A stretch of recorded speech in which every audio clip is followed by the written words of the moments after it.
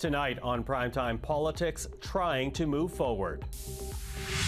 Being more visible in the posture at the border is something that we're happy to do. The Trudeau government unveils its $1.3 billion border plan, trying to get back to business while questions are still being raised about the Prime Minister's future.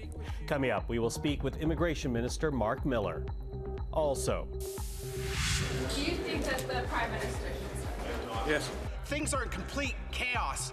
When will we get an election? Canadian and Quebecers, I believe, want an election. MPs of all stripes continue to call for the Prime Minister's resignation.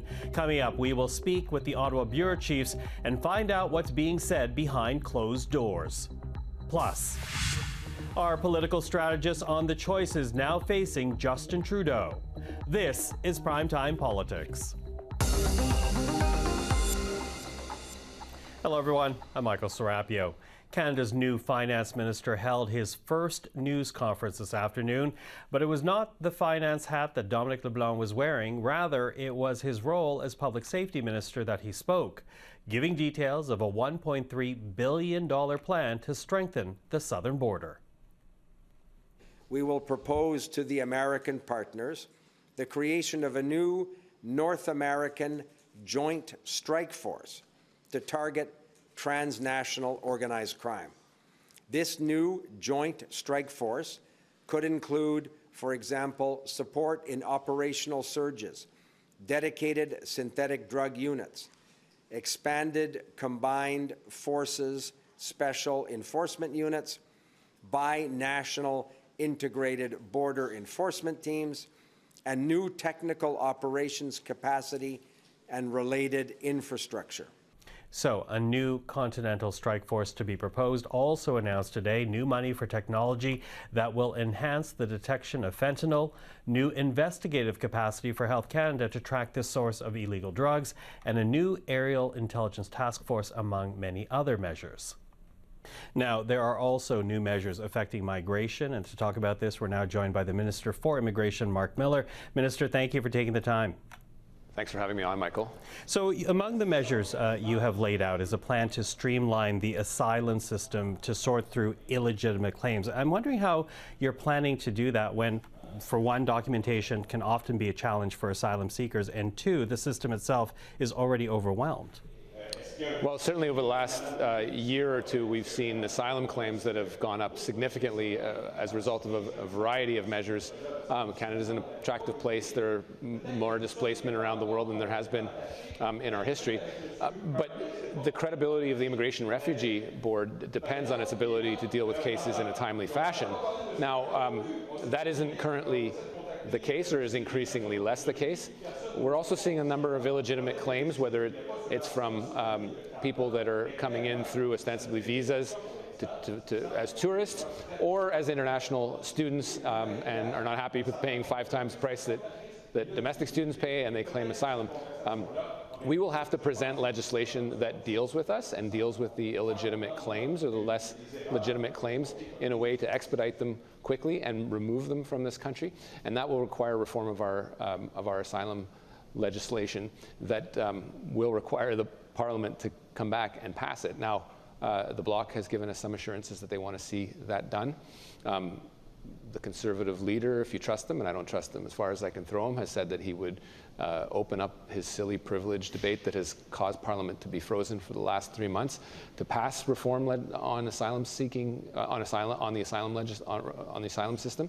So I think that's positive if you believe people at their word, but it'll require a legislative measure to be put into place to help the Immigration and Refugee Board do its job properly, and also alleviate it from the pressure that we're increasingly seeing people making false claims. That includes also people coming potentially from the U.S. into Canada and abusing the Safe Third Country Agreement, waiting perhaps 14 days.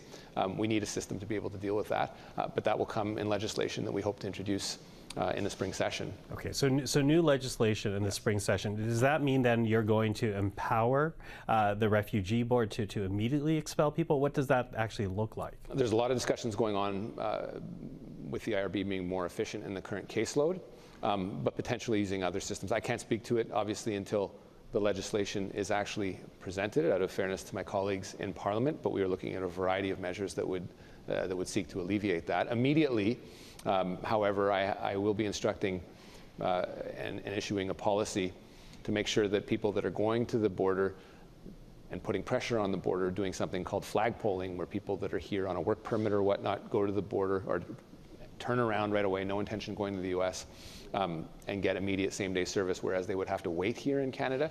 I'll be eliminating that loophole so to sort of remove an irritant with the U.S. that has been long-standing, and I think important for us to deal with, putting resources and pressure on U.S. border officials, on Canadian border officials, and allowing them, by alleviating it, to do other things that are more important. So that's an important concrete measure from today that will have immediate effect when we put it into place, which will be as soon as possible.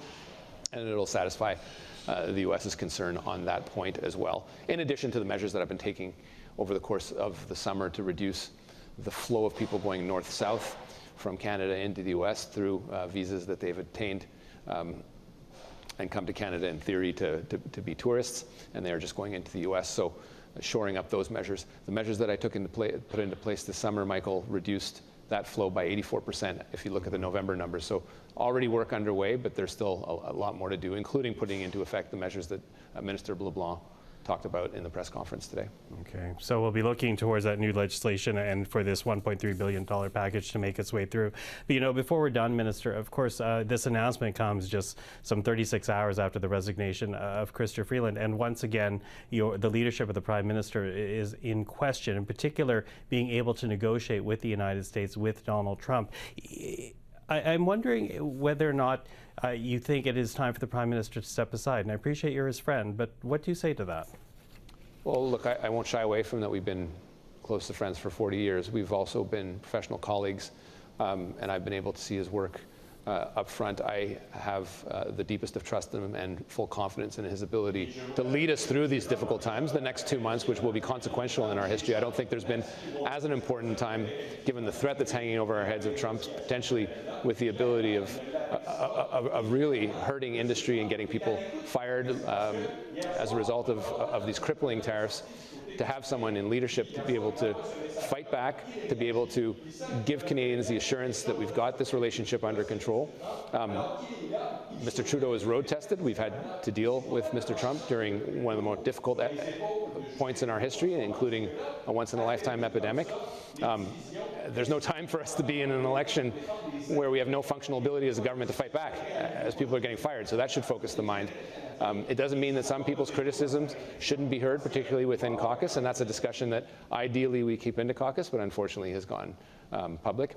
This announcement that we made today was planned regardless of what occurred from Friday to Monday, and it's one that we had planned for some weeks to roll out, and indeed it's something that we have to keep moving on in the next 45 to 60 days because this is critical to avoid the tariffs. Can I ask, though, only because I appreciate what you're saying, that Mr. Trudeau has already dealt with Donald Trump before, but we're also in this different era where people are now openly questioning his leadership, those within caucus, and also his deputy prime minister in that resignation letter. And the point being made by many is that he should be given another mandate, be it through an election or even be tested, maybe even a leadership review.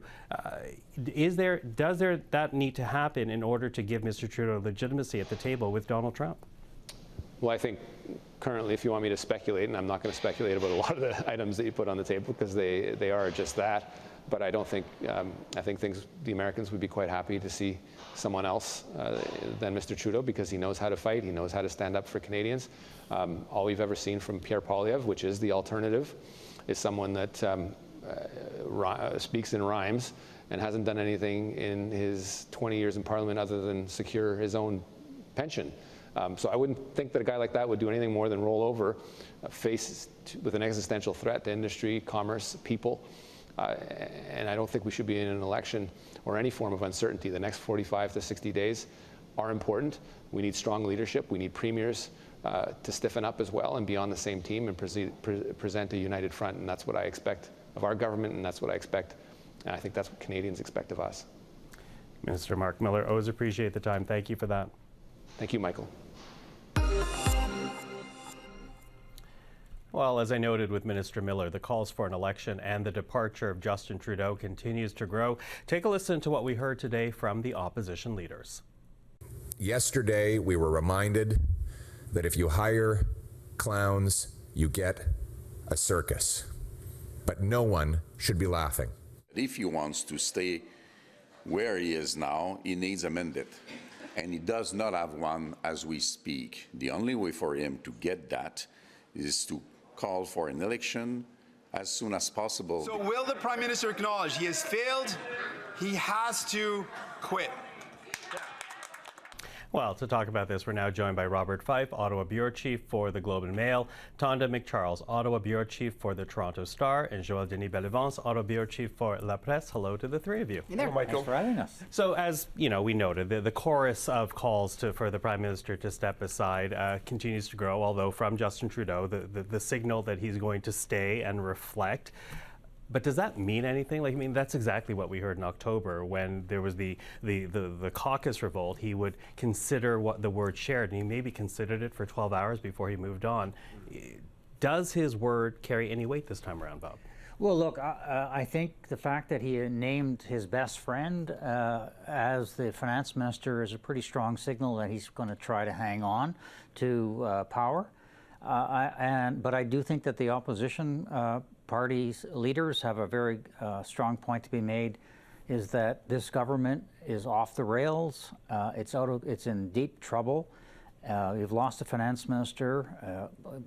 You've got 8 ministers that are not 8 cabinet positions that have to be filled. And we have an incoming Trump administration with the threat of 25% tariffs and a real serious threat at the border. I think they make a good point that the government will need a mandate from the people to deal with Donald Trump. And he either should resign or call an election. But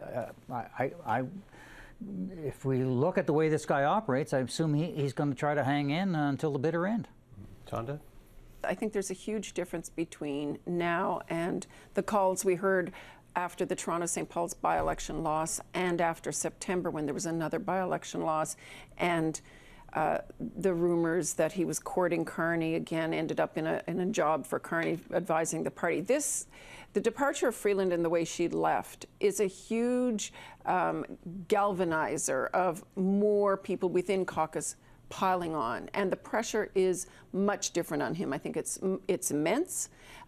It was not lost on anybody, the significance of what she did yesterday, throwing the mini budget, the fiscal economic statement into utter disarray, and challenging the Prime Minister's, not just his leadership, but his stewardship of the economy, his ability to confront the Trump administration, and playing political games, she called using costly gimmicks, with the nation's finances for political purposes. So that's a whole other level of pressure on the Prime Minister. Can he withstand it? I'm not sure he can. What has to happen to change his sort of previous claim he was staying on?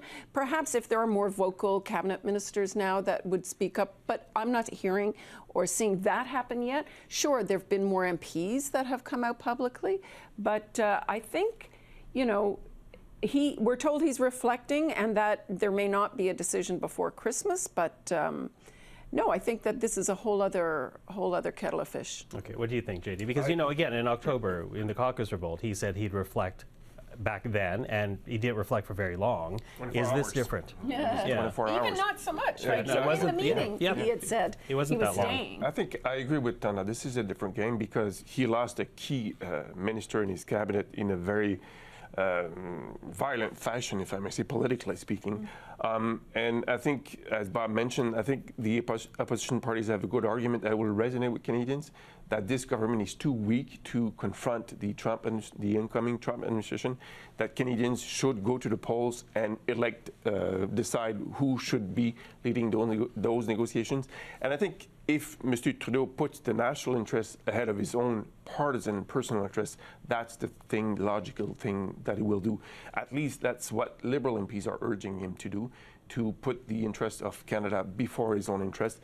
You know, in every government, there is such a time as an end date to a mandate. And we've reached that point, Mr. Trudeau. The writing is on the wall, and I think everybody's telling him, but he is still is the one who's going to make the final decision, because there's no way within the Liberal Party or the Liberal caucus to push him out. It's going to be his decision and his decision alone. Okay, you say MPs are telling him that, but Todd, I'll pick up on a point that you're making, that they're more now calling for him to step down, although the ones that are still talking are the same group that was talking back in October, right? Yeah, it's a bit expanded in terms of we've got 10 MPs who are publicly calling on him now to resign. And that letter, which we were told back in the fall of 24 people who wanted to sign, that I was told back then it was an evergreen document. And since then, we've been told that up to 45 more are either have or are going to sign. We had been told that they were prepared to join that call. So it's not a majority, but it's a critical mass. And look, I don't underestimate his challenge in trying to defy the odds right now. I think Mr. Trudeau is, he says he's reflecting, but it must be a very difficult decision, because he has been resolute up until Friday. I was told he is staying on. He is staying on. Today is the first day I've been told. Can't answer that for sure. Yeah.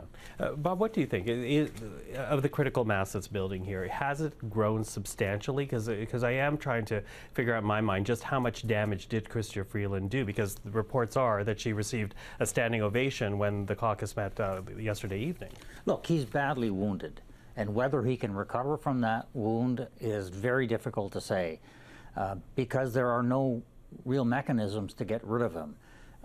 But there is no doubt that a big chunk of the Liberal caucus want him to go, and I think an even bigger proportion of the Liberal Party want him to go. All of us are working the phones. We're all getting the same message from Liberals that his time is up, that you've got to save the party. At one point, people were saying he's the best guy to go into the election campaign. He may win more seats than a new leader would. I think that's all changed now.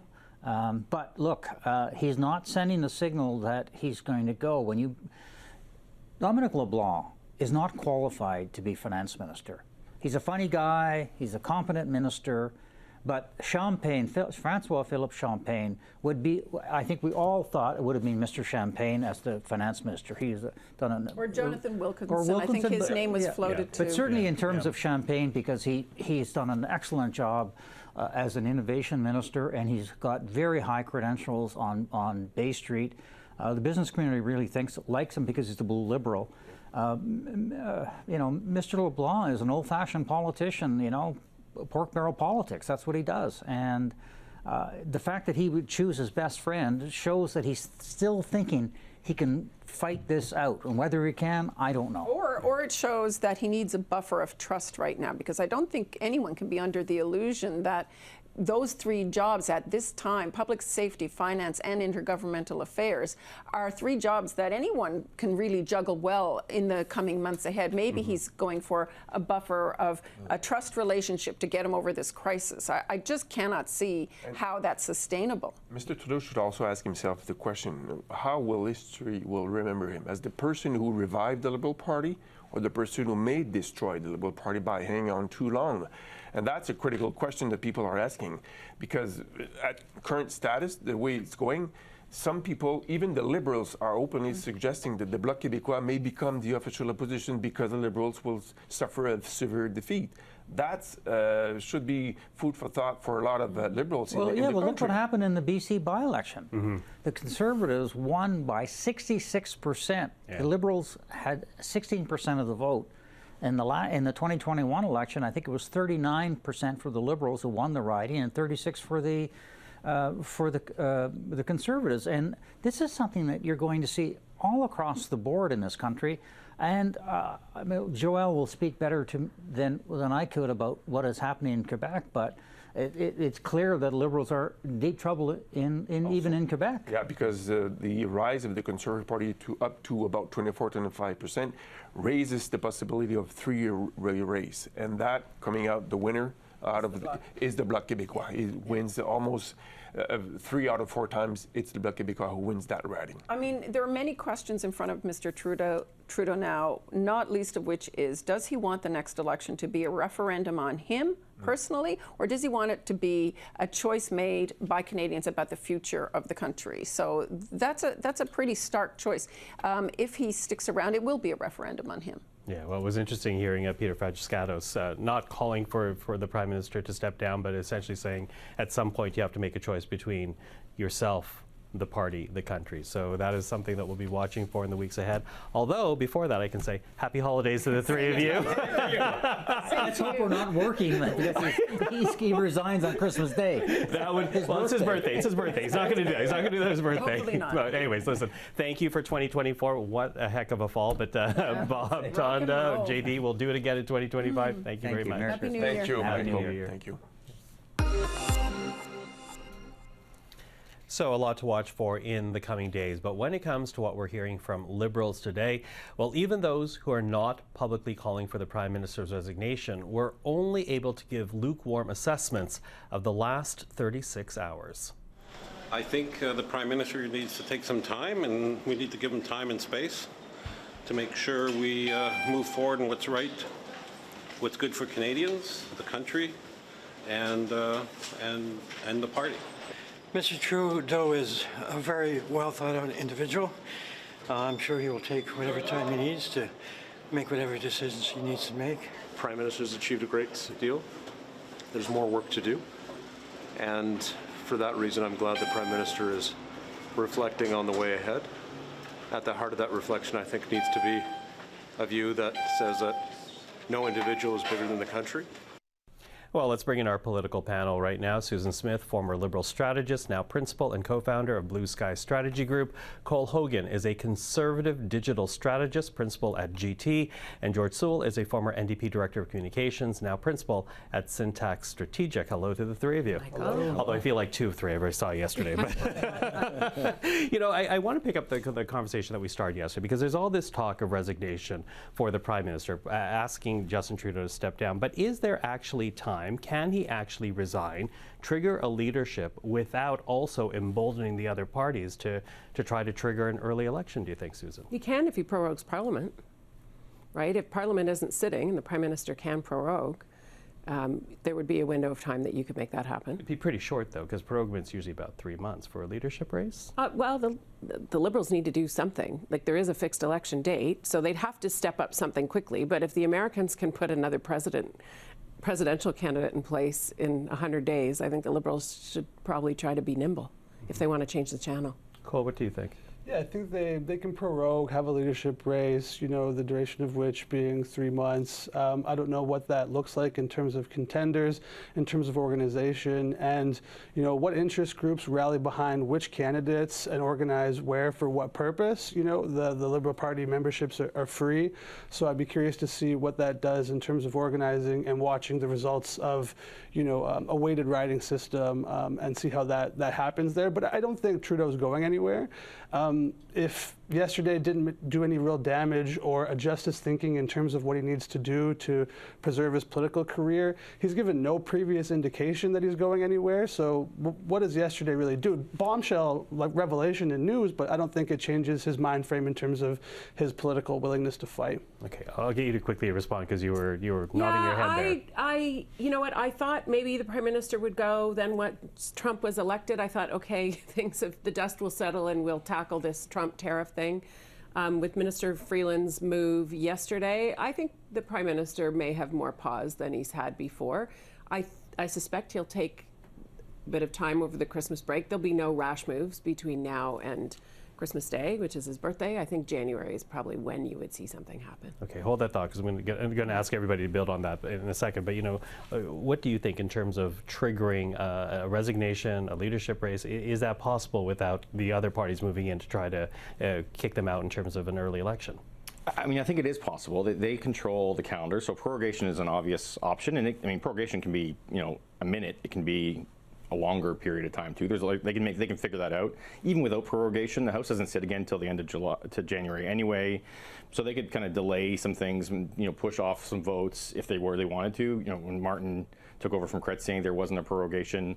Obviously, this is a very different scenario, but I think there is a way to do it. And I actually, I agree with Susan that I don't think Justin Trudeau wants to leave, but as I was saying yesterday, I think once, all these people that were too scared to speak up and organize in a real way, once you have someone like Chrystia Freeland out front, I think the momentum gets too hard to oppose. Yeah, Chrystia Freeland in front. Very interesting that you say that, because if he were to resign, you would think Chrystia Freeland would be one of the more obvious leadership contenders. There are open secrets in Ottawa for the folks who aren't in town. There are lots of people who've been organizing for a long time.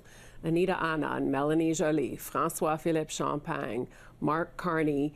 I thought Sean Fraser would have been in the mix there, but with him stepping aside, mind you, the Freeland thing was a bombshell for him too, derailed his story of the day. The big thing is, and this needs to be unpacked with the Freeland exercise as well. She's got a book that's being rushed out now. It was supposed to come out in February. It's coming out the 10th. Sound familiar, folks? Book's coming. What does that mean? François-Philippe Champagne's writing a book. There are lots of good contenders. I think there are campaigns that maybe perhaps aren't, organizations that aren't fully dormant. I don't know that you'd flip a switch and have an entirely staffed organization, but it wouldn't be that hard for people to stand up and get something going. Okay, so a short list ready to go. But so, Cole, if Trudeau were to step aside, how do you see that rolling out, do you think? Yeah, I think that there's an issue with getting to that point in the first place, right? There's nothing that the Liberal caucus can do to trigger this, so it's entirely Trudeau's decision as to whether or not he wants to go. You can wait over the holidays. No one's going to make you do anything. Caucus certainly can't. There's no mechanism by which to trigger a leadership review or begin a leadership race. So, you can take the holidays to think about it. Maybe in January you prorogue, give yourself a couple months, let the leadership race unfurl, then they can have a couple months of governing and go into the fall. That is a prolonged mandate to take yourself forward for a new prime minister. And I think whoever that person is, if they are technically, they haven't been elected with a fresh mandate as a new prime minister, and Trudeau has, given them a landing pad in, I think they still wear the sins of Trudeau and still wear the reputation of, being associated with his time as prime minister. Okay, George, what do you think? Yeah, I think it's going to be a challenge for anybody, but I do think it's possible. And I think, if you ask me personally, I'd prefer to become the leader of a 12-person Liberal caucus following the next election than the one that takes over for, admittedly, a sinking ship at this point and have to wear that election. Just because it's a fresh start. Yeah, exactly. You start fresh, it's your party. Sort of what Justin Trudeau did, right? He's definitely an exception to the rule generally as a politician and as a leader, but so I think there'd be some hesitance as far as taking over a party that's in so much trouble right now. But that said, there's no absence of ego among some of these people that are being considered. Even someone like Dominic LeBlanc, they could make an argument about taking on Donald Trump, for instance. I think there's lots of ways they could go. So yeah, I think it's entirely possible. And again, I think they get to control the calendar. So it's up to Trudeau to decide if he's stepping down, and then the Liberals to decide how they make it work. Okay, so quickly running out of time, but is there any scenario where you can see Justin Trudeau staying until the next election and fighting it out, Susan? I'm less inclined to feel that way. If you'd asked me a couple weeks ago, I would have said yes. I did say yes.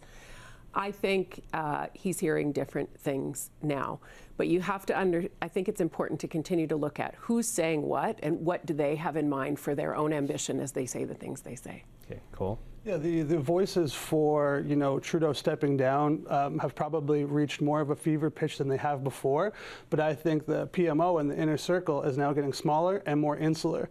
Trudeau has thought previously, I'm the one that got everyone here. I'm the only guy that can take it to Poilievre. Therefore, I need to be the one to run in the next election against him. I think he still thinks that.